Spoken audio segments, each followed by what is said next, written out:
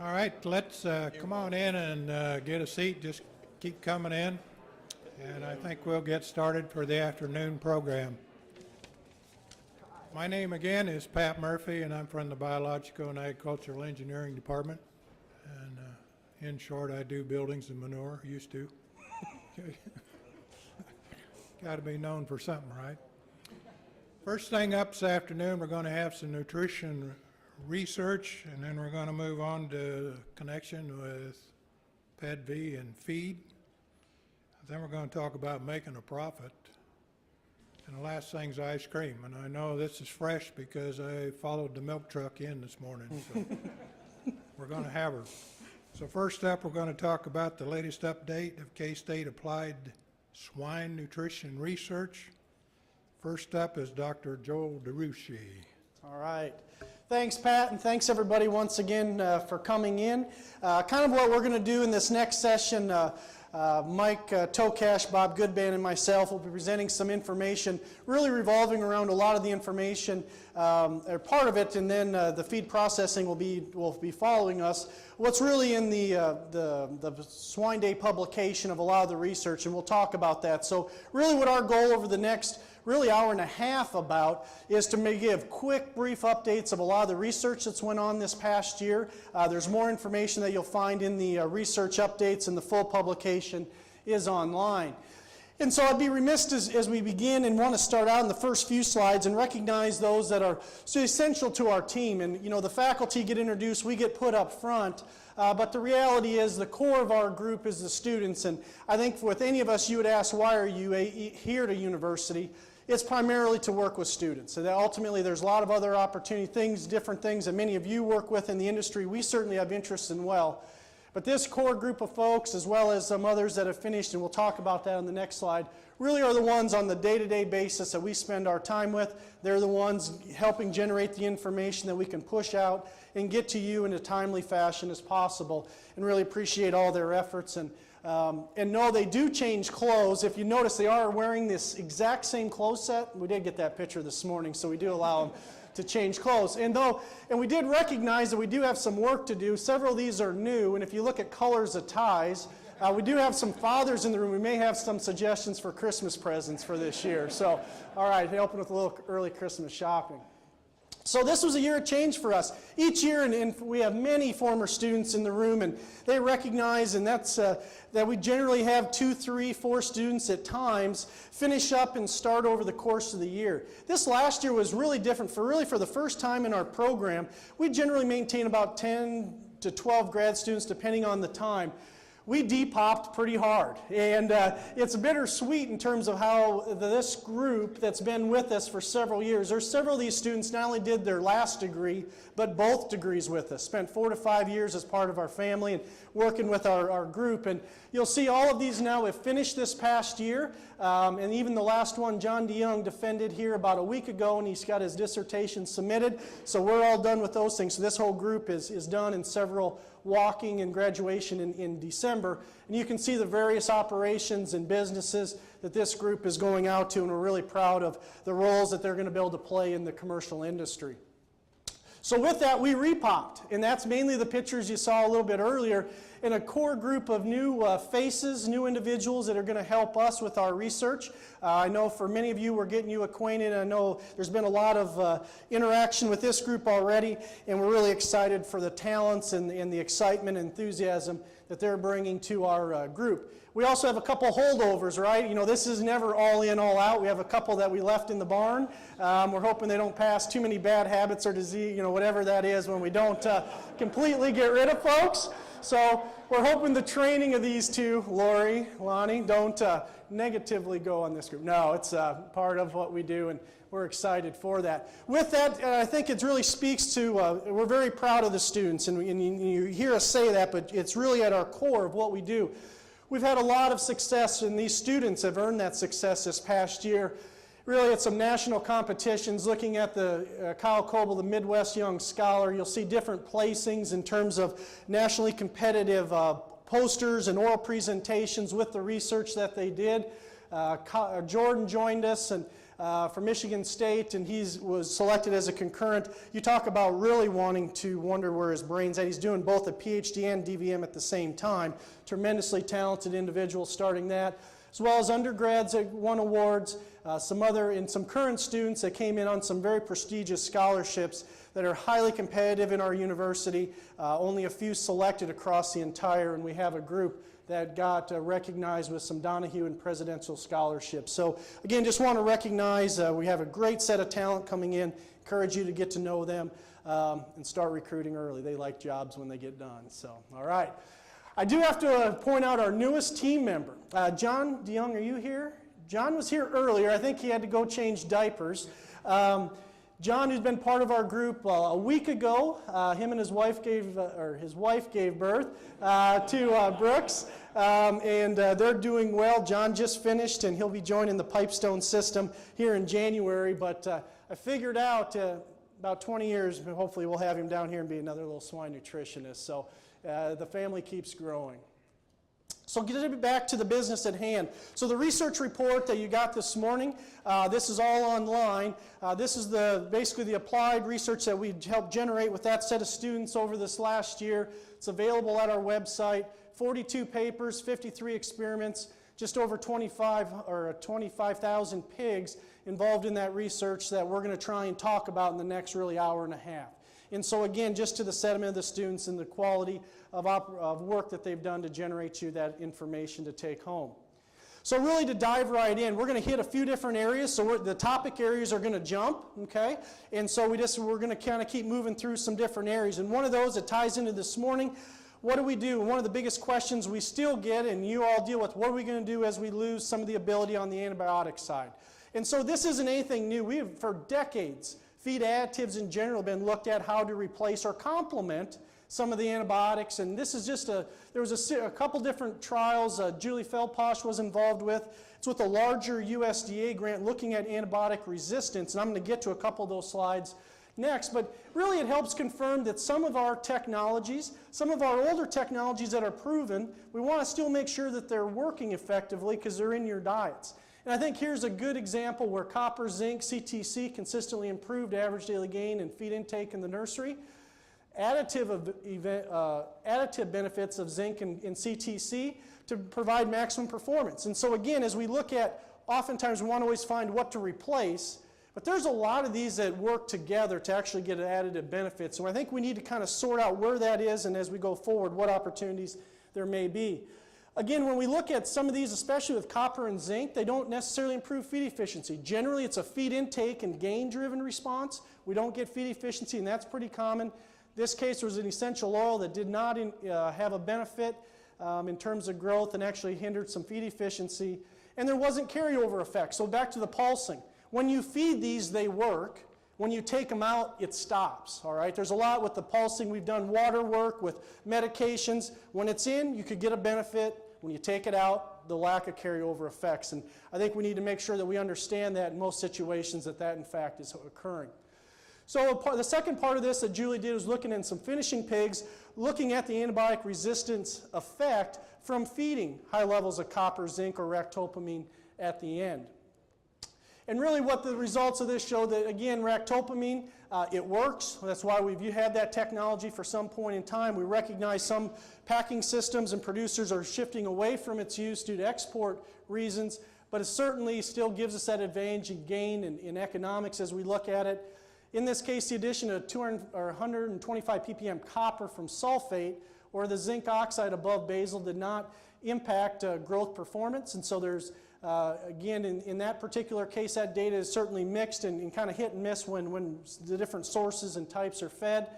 Again, over time, resistance of most antibiotics decreased or remained low with baseline percentages. So when antibiotics weren't fed, we generally had a higher level of resistance when those pigs were young, and generally went down the older they got, all right? Pigs have that inherent ability. They have bacteria in them, even when you don't feed them. Back to what Dr. Apley talked about this morning, there's still going to be resistance in that GI tract of some. And again, if we look at extended feeding of copper sulfate in the finishing, basically extended the resistance of some of the types of Iricoccus that we measured. So basically, I'm showing the next slide, when we feed copper, because it codes with some of the same genes that have the resistance factor within those streptococcus in this case, it actually maintains a level of antibiotic resistance to some medications when you feed copper, even though antibiotics aren't there. Okay? So it's something important that we have to recognize, as well as, but however, ractopamine, zinc oxide, we did not see that. So there's a little bit of data on here. What I really want to get to show is that over time, okay, different medications are already pretty high in terms of the amount of resistance for this particular Enterococcus strain. If you look, it's about 100% in terms of for lincomycin of this particular strain resistant when they haven't been fed that previously. But what we want to show, though, in some cases like tetracycline, when copper is fed, we actually can have a slight, it mitigates the decrease that we saw with some of the others. Okay? So we need to recognize how some of these feed additives that have nothing to do with the antibiotics fed may or may not impact the resistance that we're trying to get away from. And copper is one that we have to look at in terms of how that may impact that longer term. Josh finished this last summer, or this last fall, and one of the studies he did is he got involved with there was questions in terms of the amount of levels of vitamins, trace mineral premixes in terms of their concentrations of the different minerals they supplied.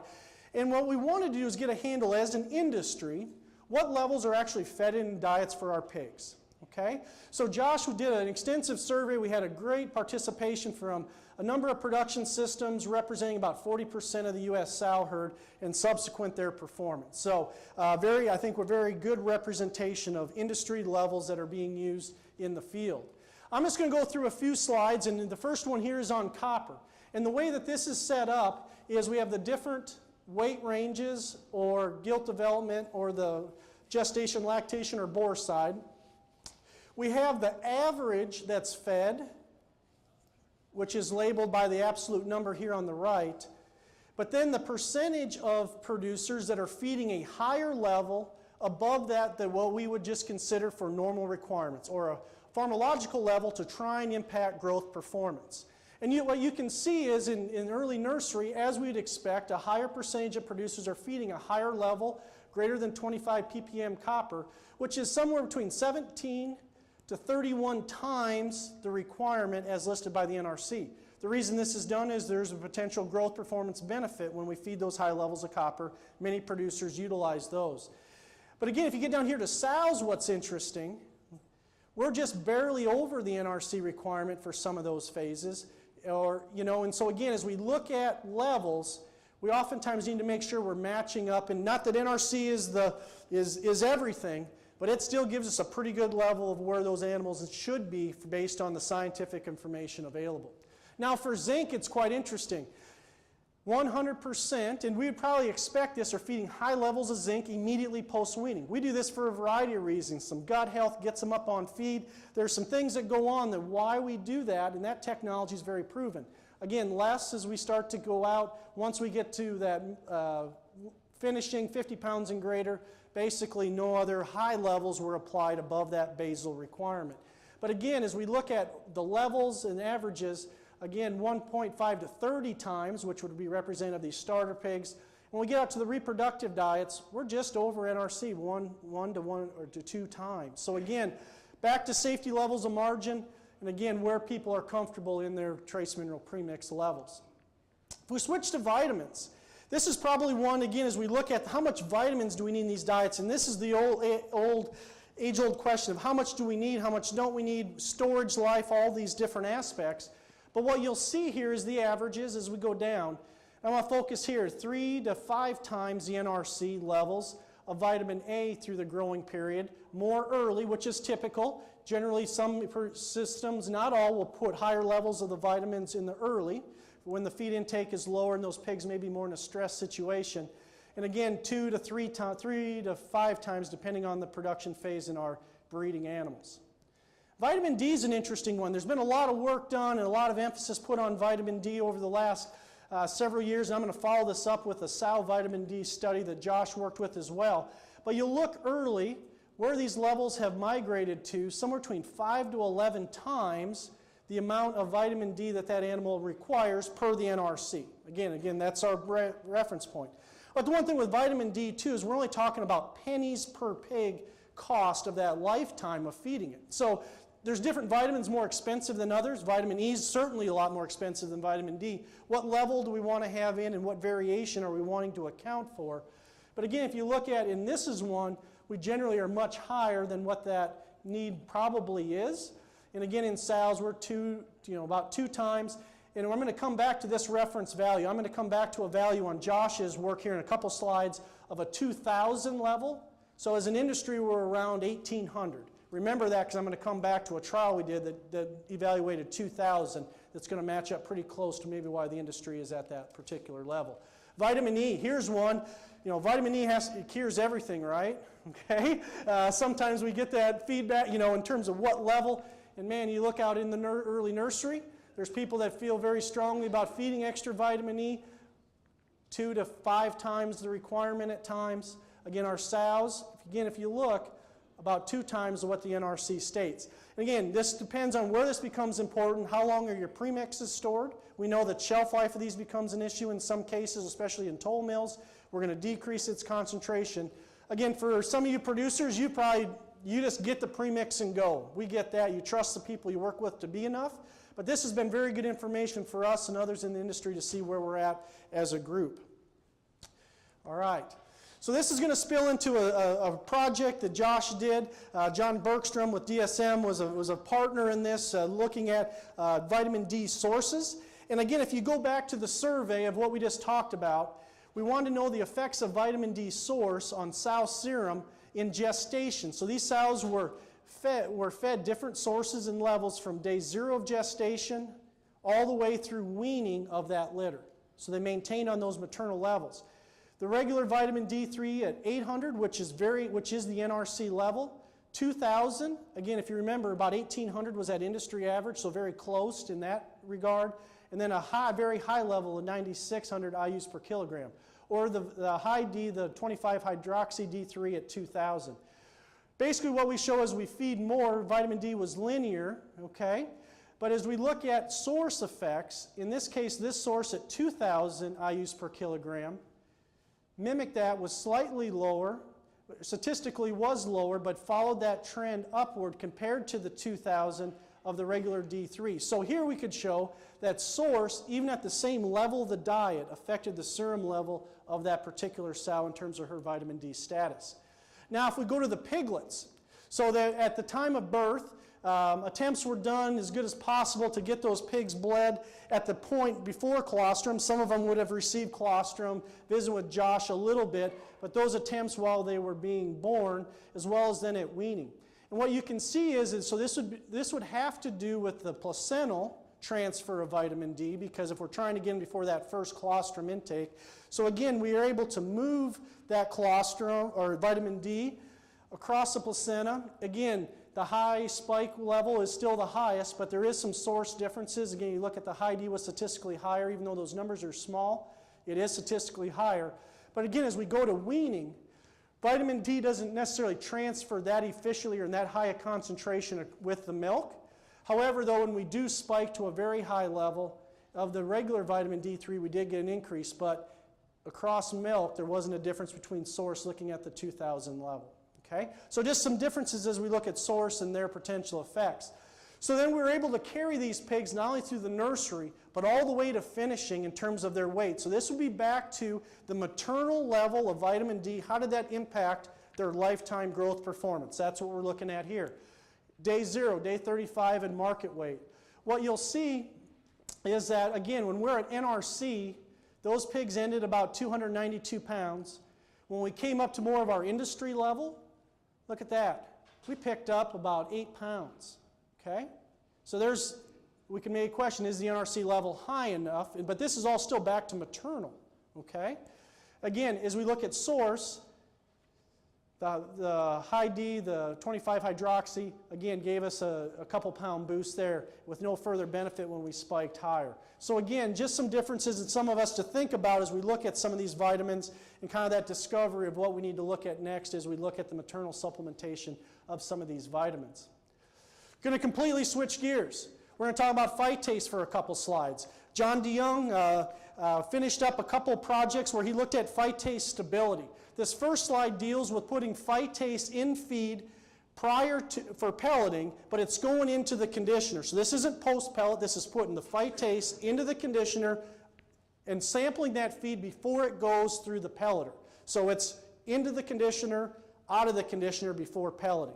And really what we're wanting to show here is if there's different sources that we tested. The message is as we heat from 150 to 203, all phytases lose some efficacy in this particular conditioner that we had here. And I don't think that's much of a surprise that we're going to lose efficacy. There were some differences between sources. But again, as we recognize that's the value of post-pellet application. And again, also a message of this is data that probably decreased faster than some of the other data that's published for these sources, but that's what was our conditioner. This is why we need to test in individual situations and mills to make sure that we're retaining that phytase when we depend on that for phosphorus release. Now what about storage? This is, we took the sources and stored, and we're presenting data here to 300. It's actually going to be 360. Unfortunately, John, we had the 365 days sample was about 3 weeks ago, so that'll all get included eventually.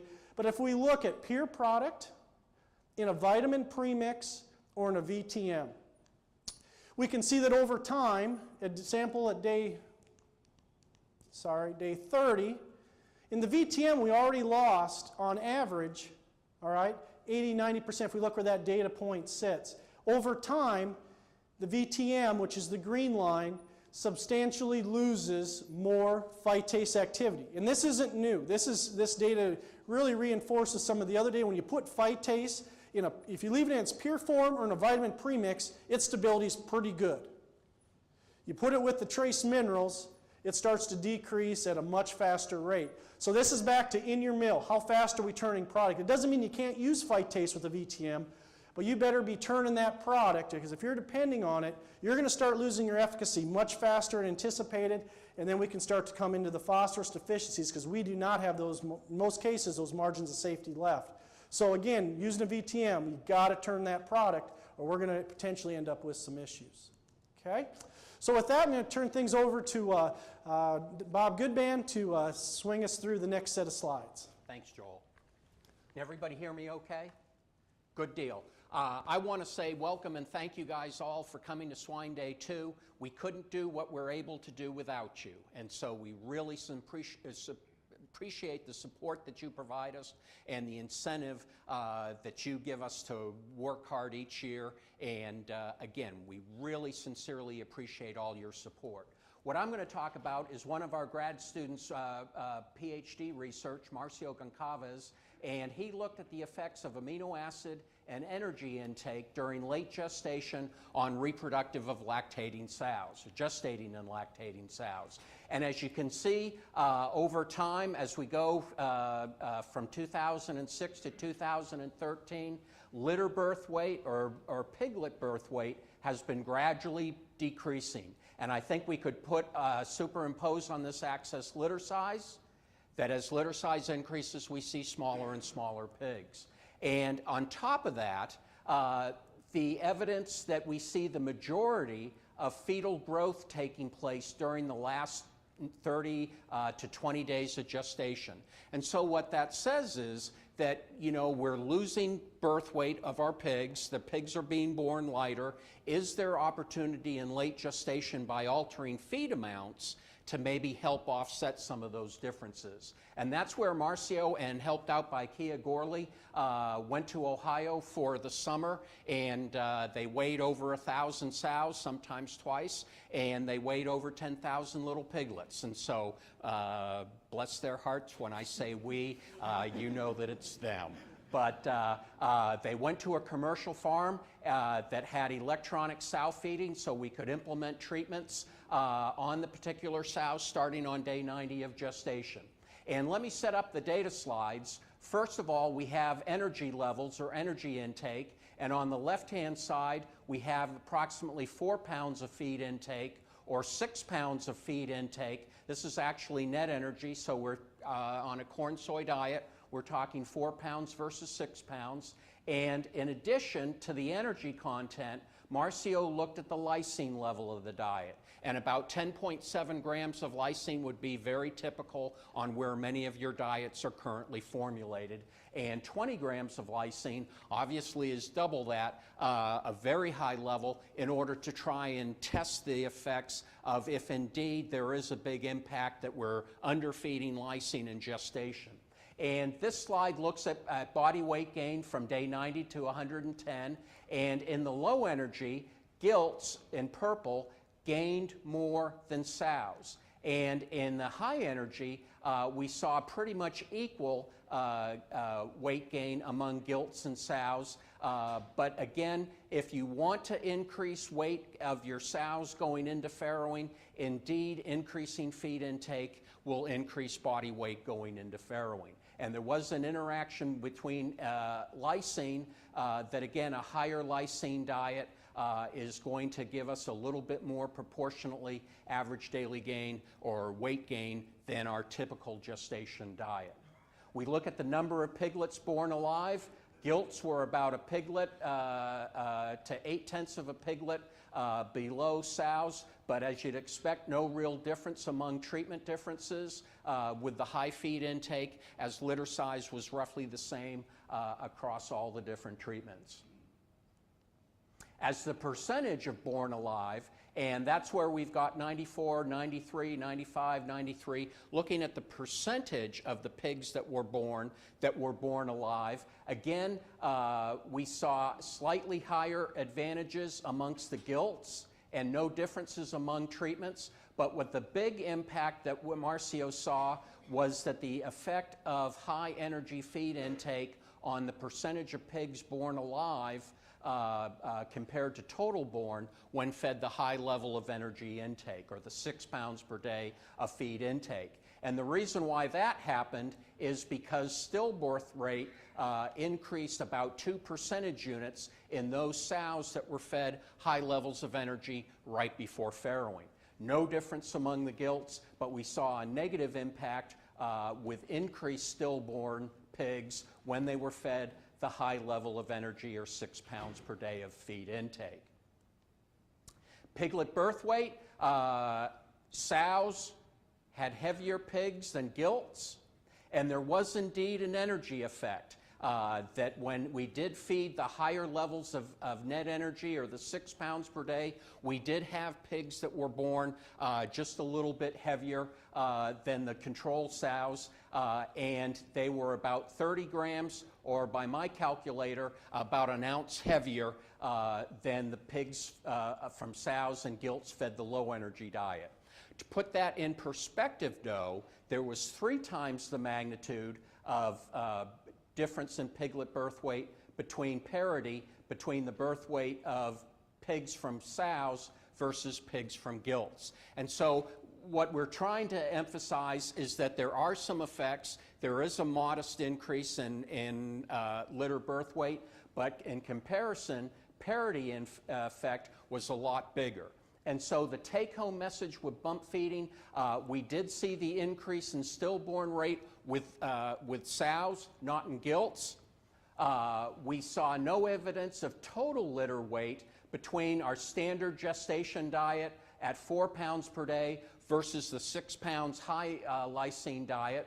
We did see average birth weight increase by 30 grams, particularly in females fed the high energy. And from a cost standpoint, that's going to increase about 20 cents per pig when feeding 6 pounds versus 4 pounds per day. So again, there are some slight advantages in terms of litter birth weight or piglet birth weight, but again, I think you need to think about some of the negative implications of increased stillborn, and potentially if we get sows too fat going into gestation, there may be some negative ramifications on lactation feed intake. So again, Marcio's done an excellent job of his PhD project.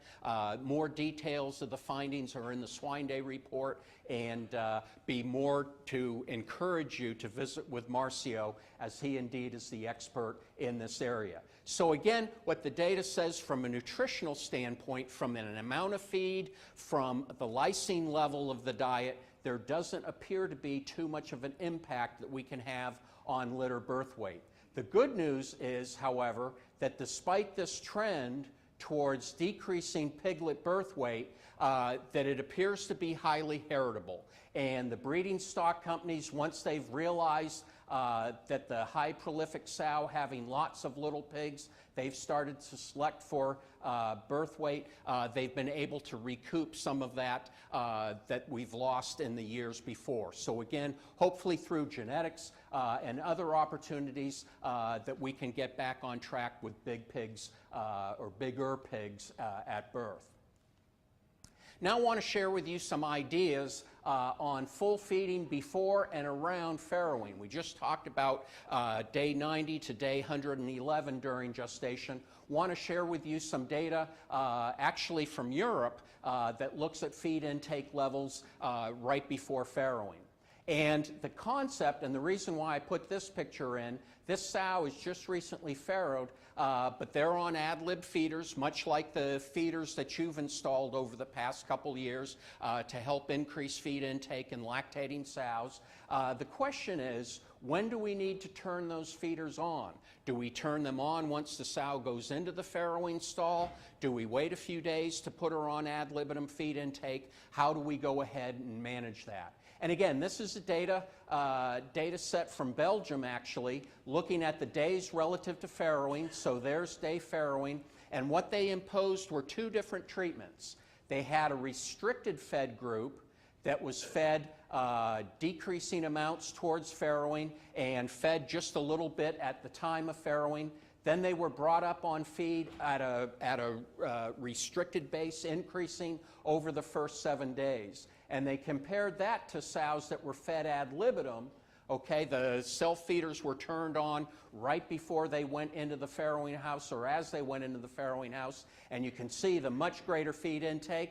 They did self-regulate and reduce feed intake right at the time of farrowing, but they increased feed intake and came back on feed a lot faster. And so I think this is the important period that we're trying to emphasize and get good feed intake into our sows, is that first couple days right after farrowing. Now, again, some issues, different genetics respond differently, and there may be some other impact factors that may be affecting things on your farm. But again, we're seeing more and more people turn on the self-feeders as the sows enter farrowing a day or so before they actually farrow, and let them go ahead and eat ad libitum. Some of the effects on birth are on litter weight gain. Here we have the same data set, but they broke the data set down into thin sows, adequate sows, and fat sows. And the standard restricted feed intake versus keeping them on ad libitum feed intake, we saw about a pound increase in pig weight gain for those sows fed the ad lib. The pigs of sows fed the ad lib. Same kind of improvement, if not greater, for sows between 18 and 22 millimeters. But again, the negative effects they saw when we had sows, or they had sows too fat coming into the farrowing house. That again, it really emphasizes that we don't want to have sows too fat going into the farrowing house, that ad lib feed and those kind of situations, the sows just got fatter, they didn't produce as much milk, and there were negative impacts on litter weight gain. So again, in summary of this data set, good condition sows, 22 millimeters or less, ad libitum feed intake from placement to farrowing, increased total feed intake, reduced body weight and back fat loss, and improved litter growth rate and litter weaning weight. And so again, some positive effects with increasing feed intake just before and during the early lactation period. A lot of the subsequent data that these researchers looked at was colostrum, and there were some improvements in colostrum composition, greater concentrations of IgG. And if you think about things, feed intake right before farrowing, it would make sense that there would be some positive effects on colostrum composition. And again, we don't want to have fat sows coming into the farrowing house. And again, a lot of you guys do a great job on body condition and keeping sows in good shape. It's the fat sows that we need to be concerned about because they're not going to eat and they're not going to have the milk production coming into the farrowing house as those thinner to good condition sows. Okay, I want to switch over.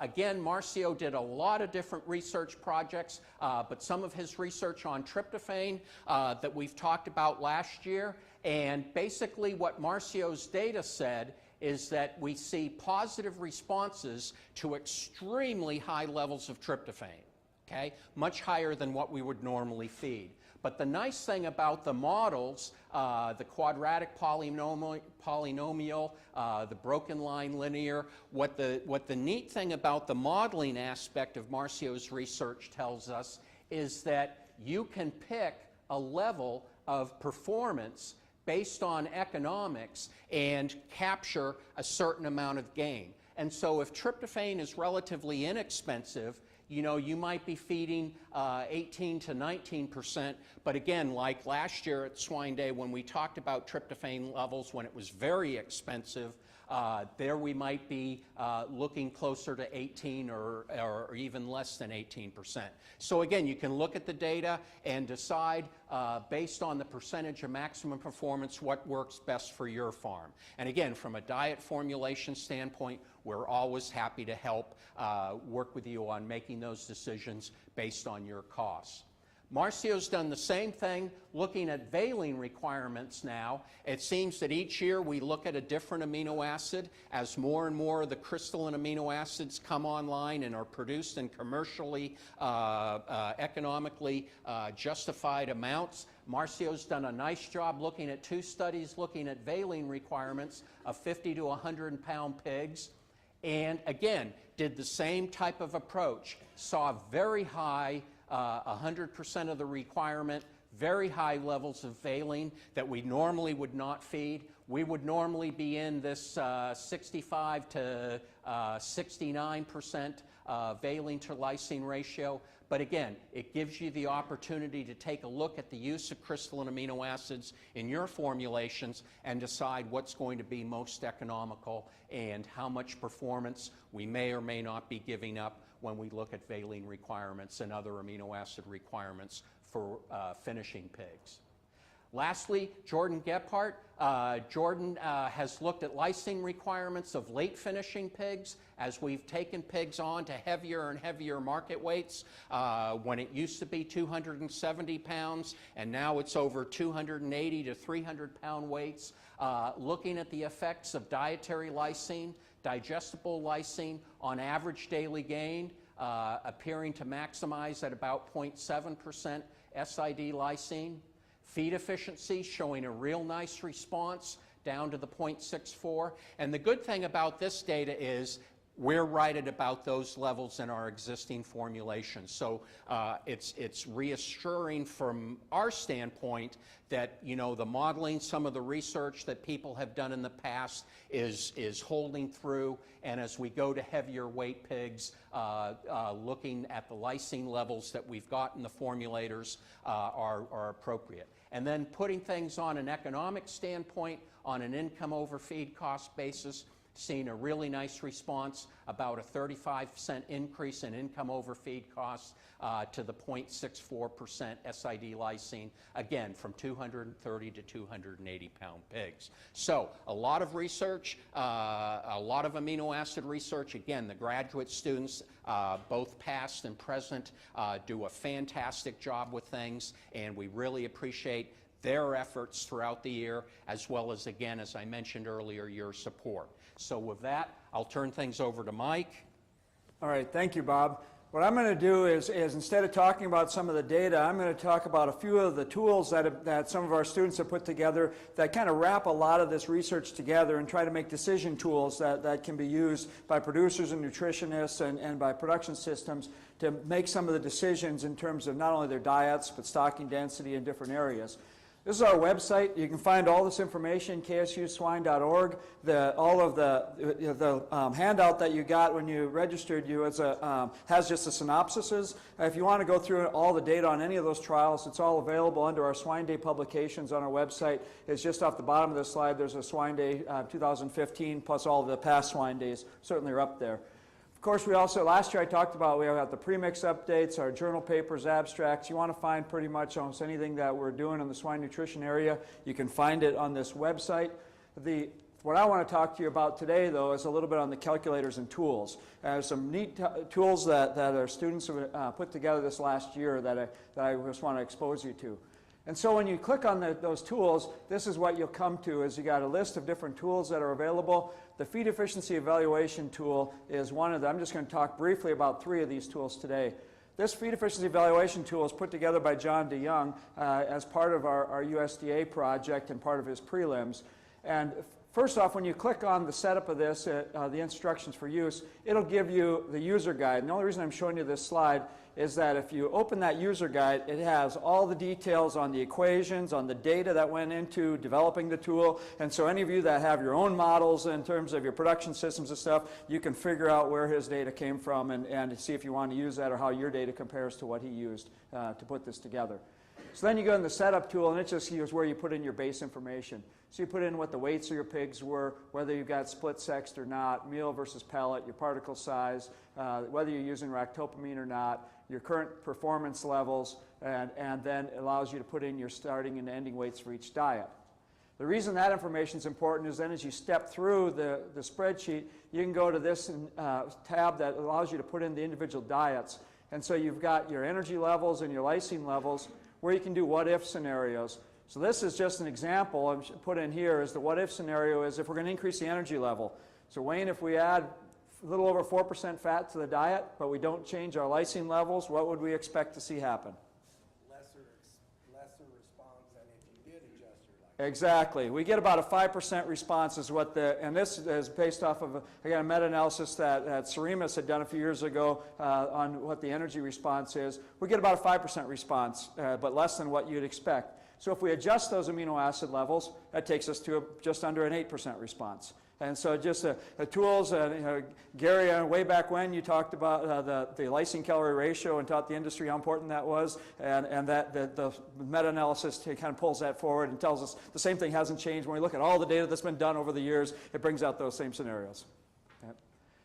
Then you look at the ractopamine tab. We've been talking a little bit about ractopamine, of course, for a lot of us is going away. Unfortunately, I think for a lot of us in the industry, a technology that has worked very, very well.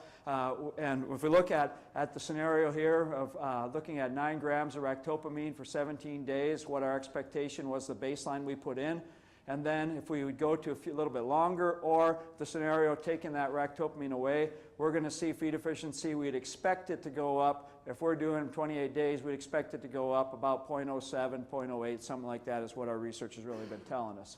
And I'll just do that scenario. Then you go to the temperature tab. Temperature tab gives you what the estimate temperature requirement based on the weight range. So you got the requirement of those pigs, the lower critical temperature, and the upper critical temperature that are filled in.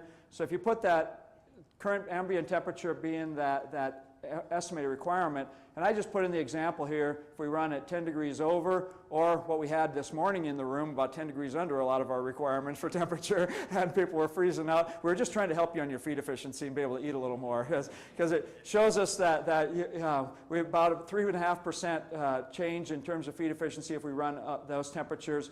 And it's been interesting as we can take this model, and we've used this in a few production systems where they've ran that temperature pretty low in the barns before those pigs go out, and we can mimic what we see in terms of changes in feed efficiency by when we run those barn temperatures down too low.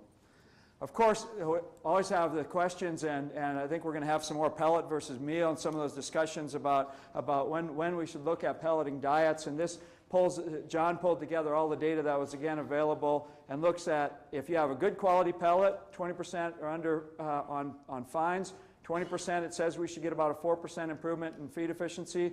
Of course, when we go to a lot of fines, we know we lose a lot of those benefits. We get to 50% fines, you get just about a 1%. Well, the way that his modeling showed up was that about 60% fines is where we make it back to a meal diet. Yeah, basically. And then one of the last ones I want to show you on this is on the particle size side is when you look at our, for base here was 550, of course you go up on particle size, you lose feed efficiency, you take it down 100 microns, and again in meal diets, the reason I specify meal diets there is once we go below that 550 range, we can't pick up much benefit in pelleted diets in terms of improving feed efficiency further. But we see about that 1 to 1.1% improvement with each 100 microns in particle size. So that's just a few of the pieces in. There's a few other tabs in there that you can look at, mortality effects and other things like that, that John did a really nice job putting that together. John DeYoung's floor space tool is the other one I just want to show you a couple slides from. There's two tabs in this calculator. The first one is you can go in and put in your floor space, put in your baseline information, and it'll project, as you change that floor space, how you would expect growth performance, feed intake, and feed efficiency to change. The other one that we've put together is looking at the stocking density, because it's easier for me to sometimes think about it as stocking density rather than floor space. So you put in your dimensions of your pen and your number of pigs in the pen. And what I really use this a lot for is looking at different marketing schemes. And so if we're going from 230 to 280 pounds, and as we take out 2 pigs or take out 4 pigs or take out 6 pigs, what we expect to see in changes in average daily gain, changes in feed efficiency, and we find that when we compare this to the data of removal studies, almost all of the response is explained by the difference in stocking density that those pigs have at the end of that turn. The last calculator is not one that's on the website yet, but it'll be up there in just a couple weeks. It's going through some final revisions, but this ties into what Bob was talking about with the tryptophan to lysine ratio. We've got those economic models to put together. Ajinomoto's been working with us very closely on getting this tool finalized. Marcio's, it's all through all of his work. It shows you the response that we expect, again, in average daily gain and feed efficiency. I think this is really where we want to get to, though, is if you're looking at a fixed weight basis or a fixed time basis with some of the current, close to current economics anyway, if you need that extra weight gain, most of the time in the summertime, it looks like we should be driving to a little higher tryptophan levels. But if we're in a situation where we got plenty of space, those pigs are being marketed, and we don't need that extra, maximize the average daily gain, like Bob showed, you can push that ratio all the way back to 17.5%. And so really the answer changes. And it changes for a lot of these amino acids that drive feed intake when we talk about tryptophan or valine, some of these that we're now formulating to when we have all these synthetics available. And so that's just a very quick, fast snapshot of some of the information that's in our Swine Day publication. Joel talked about the number of experiments, the number of pigs. Certainly, if you have any questions about any of this information, about the models that we've got up on the website, that's what we're here for. Give us a call. We're very happy to help you at any time in terms of trying to understand the information or try to figure out how to apply it to your situation. With that, I thank you, and I'll turn things back to Pat.